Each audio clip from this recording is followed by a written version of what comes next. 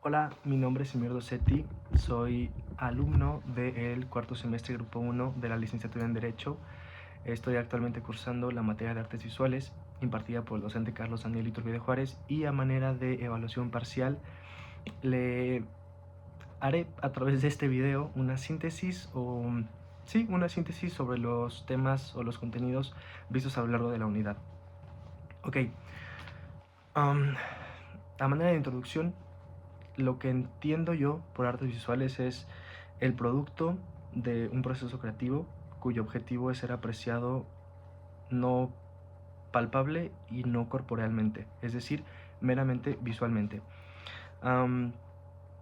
¿Cómo inicia? Bueno, a manera de introducción por parte del docente, se nos dio todo lo que correspondía a la teoría de la fotografía, a la teoría de la aparición de la fotografía, siendo esta una de las formas más fáciles de entender lo que son las artes visuales. Las artes visuales también comprenden otras disciplinas como lo son el largometraje, el cortometraje, técnicas de iluminación, pintura, dibujo, etc.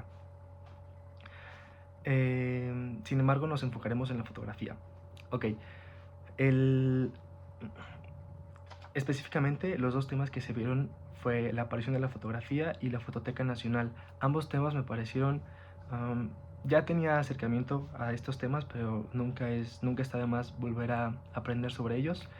Y bueno, la aparición de la fotografía es el tema que más me llamó la atención o el que más apego tengo. Sin embargo, la Fototeca Nacional, aprender sobre la Fototeca Nacional nunca está de más. He ido ya, yo creo que más de un par de veces a la Fototeca Nacional y al Cuartel del Arte.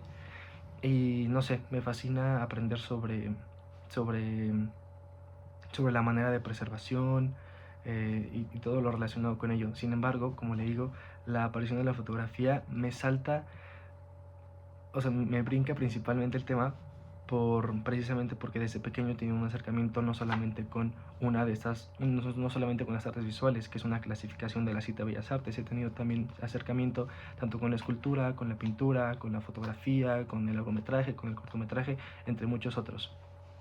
Y bueno, la aparición de la fotografía tiene sus inicios en como en este impulso natural o en esta fascinación visual natural del ser humano sobre esta fascinación que tenemos a entender, a apreciar los efectos lumínicos, los fenómenos lumínicos, etc.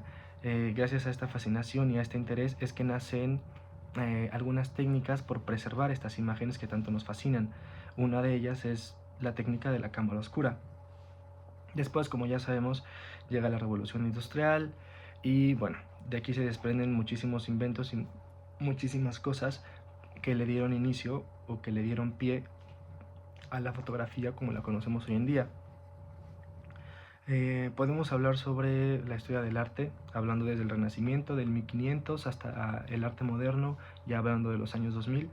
Sin embargo, nos enfocaremos en el 1800 al 1900 y creo que es necesario mencionar el arte moderno, pero bueno, de eso hablaremos más adelante. Ok, gracias a la revolución industrial, para ese entonces ya se había independizado Francia, perdón, ya había existido la revolución francesa y la independencia americana. Entonces las técnicas y la globalización estaban en su apogeo. Gracias a esto nacieron, valga la redundancia, técnicas como la heliografía, el daguerrotipo, el calotipo y posteriormente la cámara. Tanto la heliografía, el daguerrotipo como el calotipo son antecedentes de lo que conocemos hoy en día como la cámara moderna.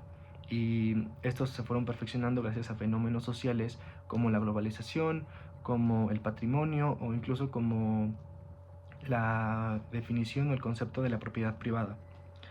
Posteriormente, con los avances tecnológicos, pues nace la cámara, ¿no? Nace la fotografía como tal, después nace la fotografía a color. Ahora, ¿qué impacto tiene esto en las demás artes visuales? Y este es el por qué me salta más este tema, ¿no? Bueno, podemos entender, o bueno, para entender esto debemos comprender que a manera de antecedente, el artista solía ser únicamente una herramienta para replicar de manera verosímil lo que se veía. Es decir, y era en la mayoría de veces por mandato, ya sea de un obispo, de un rey, de un emperador, etc. Entonces, por ejemplo, en los bodegones se procuraba, lo que se quería era que la pera parezca una pera, que la taza parezca una taza, que el plato parezca un plato, que la jarra parezca una jarra, que los retratos estuvieran perfectamente similares y fueran muy realistas y muy verosímiles a la realidad. Esto no permitía mucha libertad creativa, y no permitía al artista preocuparse o plasmar sus preocupaciones personales del mundo que lo rodeaba. Es por eso que con el nacimiento de la cámara y de la fotografía, eh, pues nace el arte moderno y con ello las vanguardias. Es decir, ya que existe la fotografía, se dejó de lado la necesidad del ser humano por recrear verosímilmente la realidad. Ya tenían la cámara, ya tenían la herramienta que lo hacía en segundos o horas y ya no tenían que pasar, pues bueno, días, meses o años haciendo una pintura que fuera verosímil a la realidad cuando podían hacerlo con la fotografía. Esto dio hincapié, como ya lo mencioné, a las vanguardias, al expresionismo, al cubismo, al surrealismo, y con ello, pues bueno, a todas estas pinturas o artistas que ya conocemos como Goya, como Monet, etcétera, ¿no? Y bueno, creo que creo que eso es todo. O sea, a manera de conclusión, es solamente recalcar cómo el contexto social y cómo, sí, cómo fenómenos sociales como la globalización llevaron a la invención o a al perfeccionamiento de, sí, de inventos que posteriormente cambiaron totalmente la cultura, como lo es el arte moderno.